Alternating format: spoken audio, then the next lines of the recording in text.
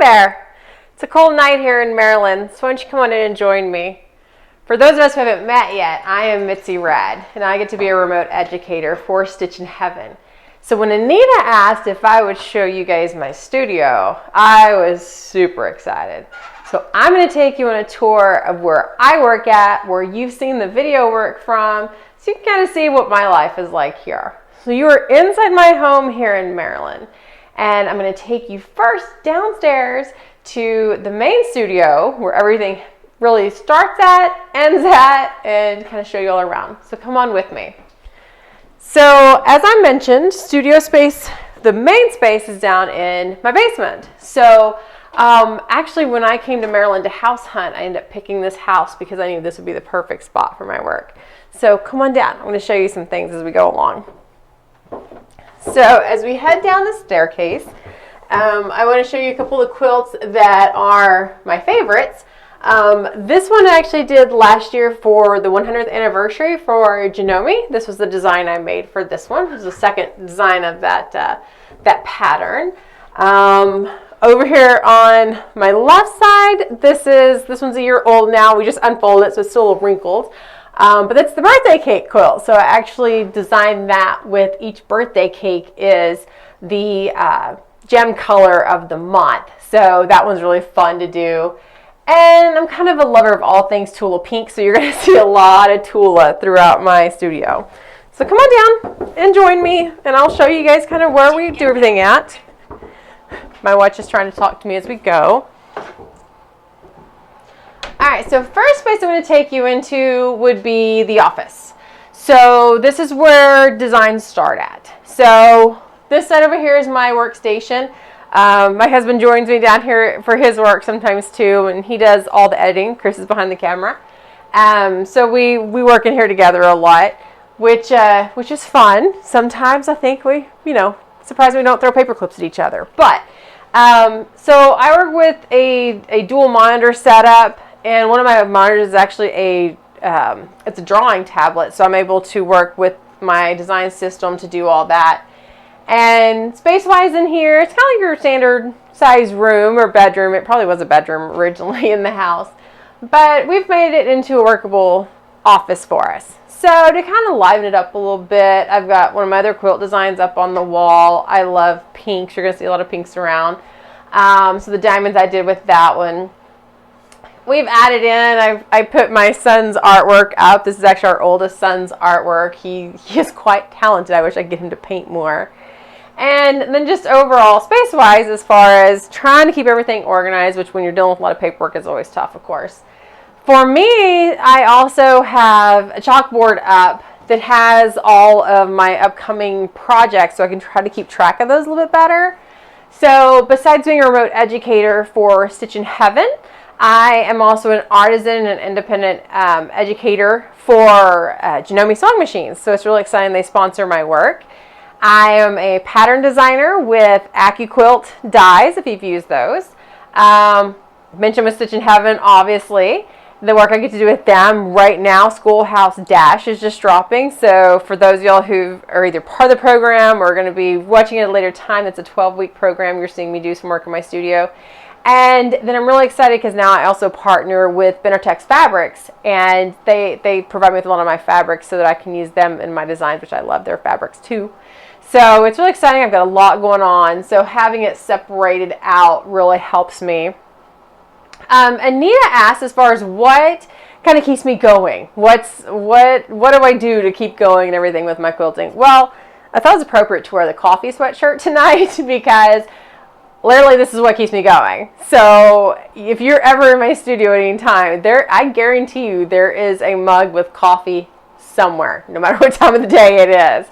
So I always laugh because I love this design that, or this sign up here, it says behind every successful person is a substantial amount of coffee. Seriously, you don't want to know how much coffee we go through in this house between Chris and I. It's a lot. So I'm going to take you now into the main studio. So this is where we start out. The design starts here. So let's go in there and go to work, basically. So come along with me as we come in here. This kind of is one of my favorite parts actually of my studio is over here because a couple of reasons. I love color, right? We all love seeing color. So I do have my embroidery threads up on the pegboard. You're going to see a lot of pegboards throughout my studio. TV is off right now. Normally my TV is always going. I'm not really watching TV when I'm down here working. I'm listening. I just like having the noise involved. I've got a little fireplace down here to help keep things warm. I've got a chair down here as well, so it's really nice because Chris or the kids can join me while I'm down here working. So I love that and having them involved. So over here, when we come over on this side, I do have a lot of bookshelves up because I want to try to keep things organized the best I can. These are quilts I've either just recently completed, I've got in progress, ready to be long-armed.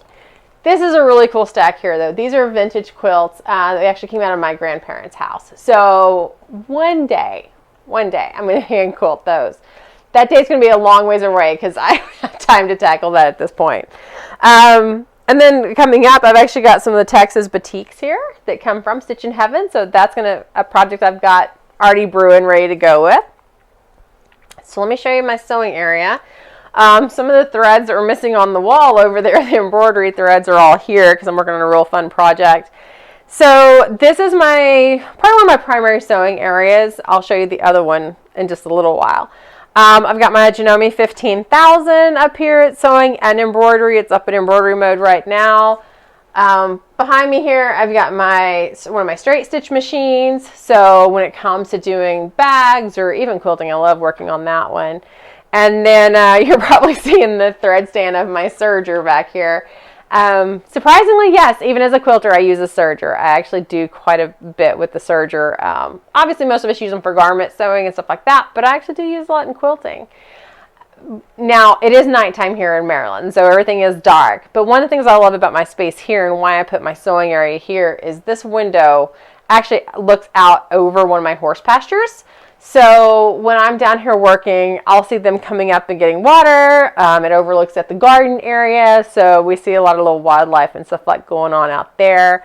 Behind me, that leads out to the backyard. We are in the basement, so this is a walkout, so it leads out there. So I'm able to, when the dogs are out there playing or if the kids are out there or if I just need some fresh air, that's a good spot.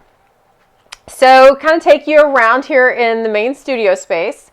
So all in all in the basement, I've got about 1,200 square feet, I guess, roughly, that's down here to work with.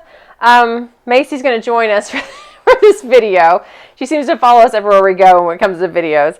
We're very much of an animal-loving family. We have a small kind of farmette here in Maryland. So besides, you mentioned the horses, we've got dairy goats, dogs, the cats. Everybody's favorite is the donkey, Buddy. Everybody loves seeing Buddy when they come over. So you're going to see pets everywhere as we go along. So down here, one of the important things for me was to have a large cutting space and workspace. And so we actually came and put together, these are 4 kitchen islands that are together to make a really large workspace for me. I've got the kitchen island part here and then tables down here for my pressing area and ironing. This worked out really well because I mentioned I'm working on an embroidery project right now. I can have my embroidery project going here while I'm working on cutting in a quilting project here. One of the things I mentioned was, of course, I'm a pattern designer with AccuQuilt. So I was able to get all of my dies, most of my dies, except for my studio dies, up over here. So as I'm working and planning, I can actually just grab those and go. I can just really lift them right over here, set it up, and I can have that cutting at all times and easy to put them, back away. I'm finding organizing is a key to always help make things work and go better for me. If I can try to keep things organized, it just makes it easier, obviously, to find it later as well. Down here for my pressing station, I've got my ironing board, I've got my steam presses, my steam iron. So those here, I've actually made my own ironing boards. Chris helped me make them, so we took one of the really large wool mats, the pressing mats, and made that. So I have a very large pressing surface to work with when I work with big projects or when I want to press my quilts before I put them onto the long arm. So that's helpful there. When I talk about having multiple projects going, it's like when my embroidery machine's working on this project, I can be quilting and I've got one of my other Genomes here that, you know, I can easily get access to. Now, you guys all know I'm a quilter, right? That's what you know me for with Stitch in Heaven. So where's all my fabric? Because we all have a huge fabric stash. Well, that's kind of the advantage of these islands. They do have storage underneath, so I'm able to tuck a lot of my fabric away and into that. So like down here, I've got my solids, some more of my solids that are not bolt size are down here. Some of the fabrics I'm currently working with or have projects in mind are right there, so that kind of helps to that. You've also seen as we go along through the video, I've got some upper cabinets as well. So I broke these open to put some different storage. So like, for example, I've got my fat quarters in this one. That's not all of them, trust me. But there's some of my main coordinating fat quarters up there. In here, I've got my pre-cuts, so like my 10-inch squares, my rolls. So a lot of the 5-inch packs are up there. So it helps to know if I'm going to be needing to find, you know, if I want a certain pre-cut, I can grab it. I know where they're at. I'm not hunting them down. So I try really hard to keep them all together. I'm running out of space. We may have to add more cabinets at this point. But where's the rest of the fabric stash? Well, as I mentioned, I find it really important to kind of keep it closed up, because if I'm seeing it all out at all times, it kind of gets overwhelming. So I try to keep my fabric closed up in a way so it's not distracting me too much, because then I'm looking at fabric going, oh, I should have put that in here, or, oh, well, I haven't used that one yet. So I do have a way to store that. So we're going to go over on this other side. As we come along, I mentioned pegboards, right? So down here, I had Chris cut pegboards for me. We buy the big pegboards at, you know, your home repair places, and cut them down to the size I need. I can put the pegs on. I can hang my rulers. You know, they're not perfectly organized by sizes and what goes together, but it's close enough. So on this side of the room here, I have my AccuQuilt Studio cutter, and my Studio dies are down here because those are really big, heavy dies.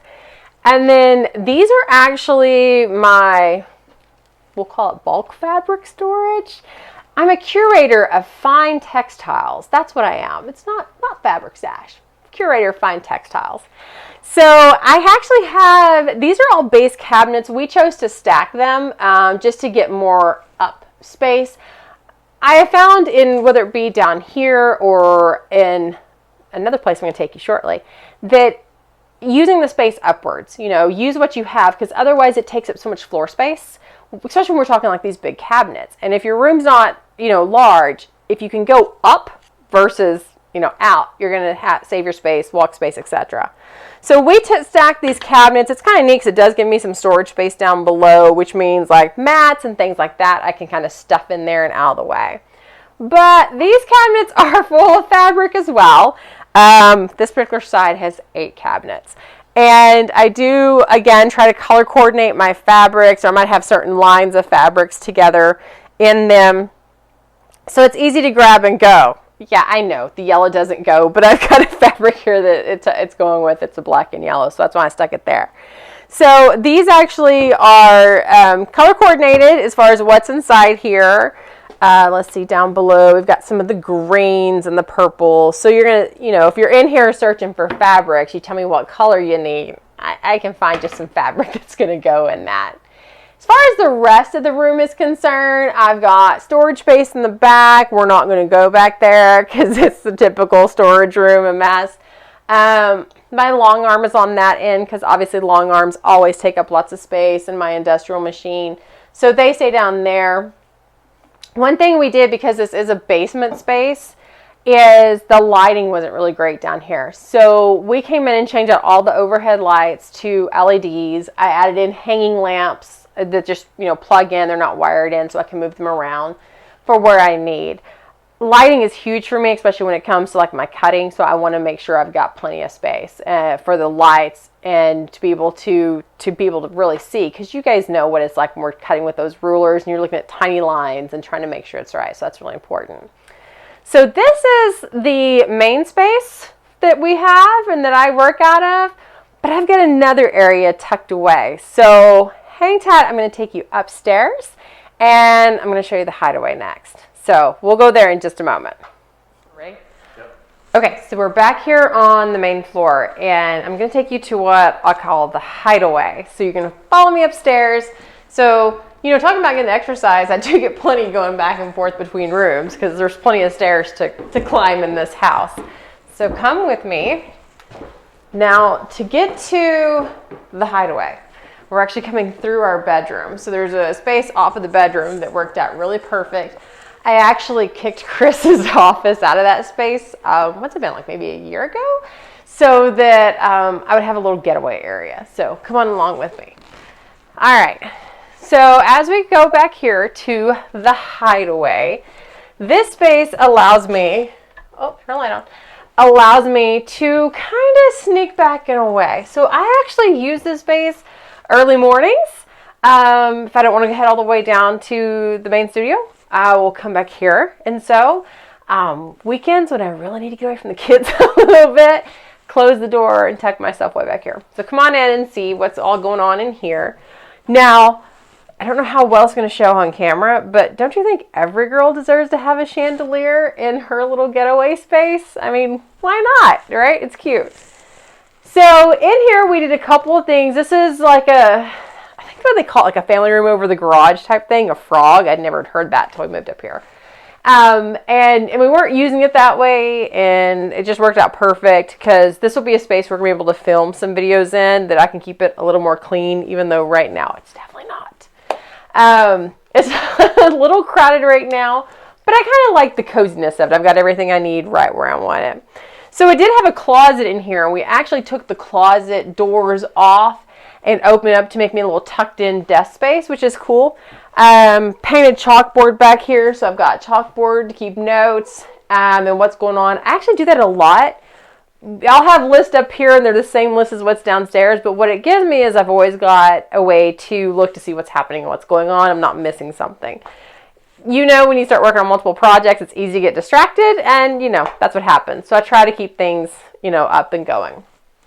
So in this particular space, I've actually got my favorite machine, my Janome M7. Absolutely love this thing.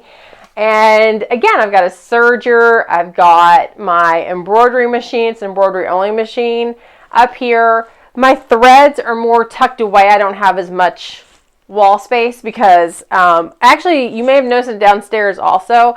I've hung up curtain rods that I can switch my quilts out on. So I don't have to have a sleeve on them. I don't have to, you know, pin them or anything on the wall. I actually can just clip them on, and it makes it really quick and easy to change out, you know, quilts. So I've got this across here so it can fit a pretty good sized one when I want to go to a larger piece for a video or whatever I need to do. Again, I've got my serger. This cabinet here has got like some of the newer Benetech stuff that I got in. So my Benetech fabrics or fabrics I'm going to go to real quick to grab. Coming around, you know, I talked about downstairs having the window and having the view to kind of break things up. So yeah, it's night here again, but actually during the day when it's all light, this window actually looks out over my big horse pasture, my barn, the chicken coop. So there's always some kind of excitement that's going on out there.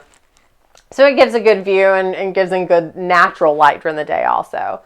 Otherwise, I've got, you know, again, I've got a TV in here just to keep the noise going.